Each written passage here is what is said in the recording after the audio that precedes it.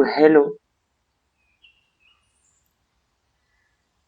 हमारे YouTube channel के सभी भक्तजनों को रामचरितमानस यूट्यूब चैनल में स्वागत। आप सभी को मेरा प्रणाम। आज हम एक ऐसे महान ग्रंथ के बारे में जानेंगे जिसे 16वीं शताब्दी में महाकवि गोस्वामी श्री तुलसीदास जी ने लिखा। इस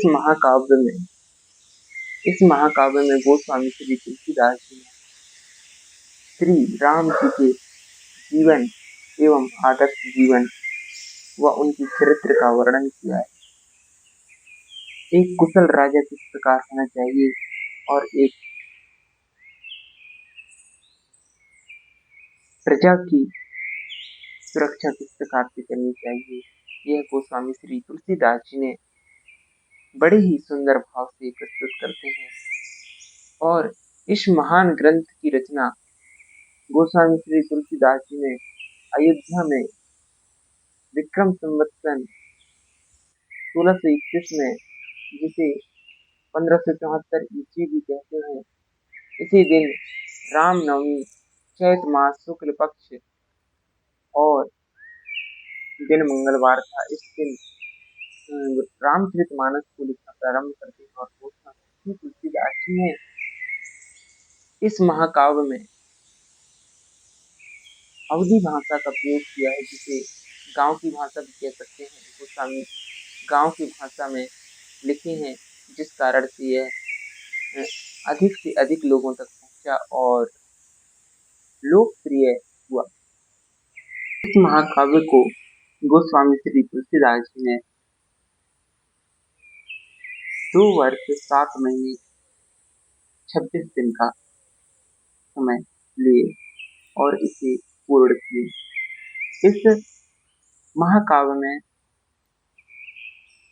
8 कांड है या 8 अध्याय कहते हैं, जिससे 8वां अध्याय लवकुश कांड है। तो इस महाकाव्य में सबसे पहला कांड जिसे बाल कांड कहते हैं, दूसरा कांड जिसे अयोध्या कांड कहते हैं, तीसरा कांड जिसे अरण्य कांड कहते हैं, चौथा कांड जिसे किष्किंधा कांड कहते हैं और 5वां कांड जो कि सुंदर कांड है और सभी कांडों से सुंदर है, इसलिए इसे सुंदर कांड कहते हैं। और 6वां कांड है लंका कांड और 7वां कांड है उत्तर कांड। तो गोस्वामी जी एक और कांड जिसे लवकुश कांड, जैसे पहले बताया, तो केवल 7 कांडों का ही अध्ययन किया जाता है। 8वां कांड को नहीं पढ़ा जाता। इसमें भगवान की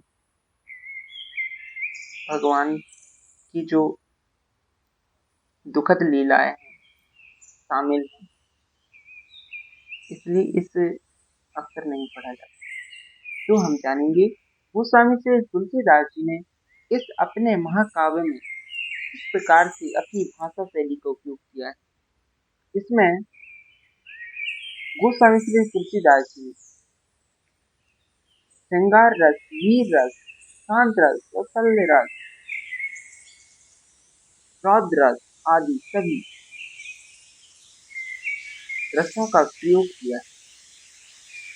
और गोस्वामी जी ने अनेक सुंदर सुंदर छंदों, दोहा छंद, चौथा छंद, चौपाई छंद और छंदों का तथा भगवान के मंगल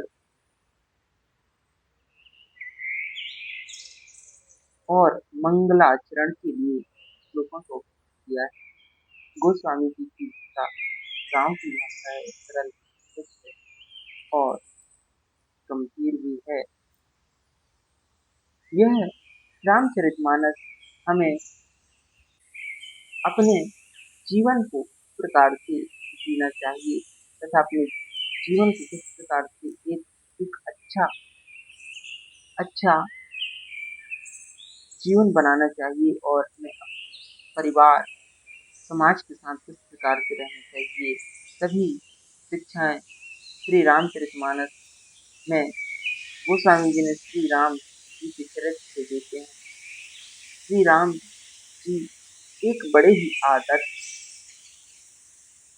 व्यक्ति इसमें प्रस्तुत गोस्वामी श्री तुलसीदास जी ने किया है। श्री राम जी भगवान होते हुए भी उन्होंने मानव की तरह सभी प्रकार से अपना जीवन निर्वाह करते हैं और किसी को यह भी पता नहीं होने देते कि भगवान जिसे जनाना चाहते हैं उसी को जनाते हैं। तो गोस्वामी श्री तुलसीदास जी ने इस महाकाव्य में बड़े ही सुंदर भाव प्रस्तुत किए हैं।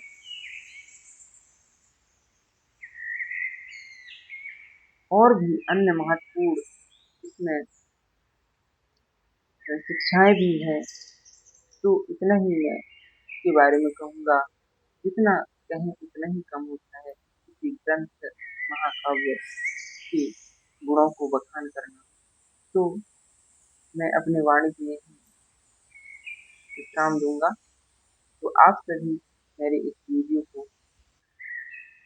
लाइक करें तथा मेरे चैनल रामचरित मानस को सब्सक्राइब करें और इसमें रामचरित मानस के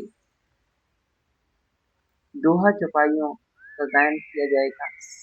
तो आप इस चैनल को जरूर सब्सक्राइब कीजिए और इनकी सुंदर चौपाइयों का श्रवण कीजिए। धन्यवाद। जय श्री राम।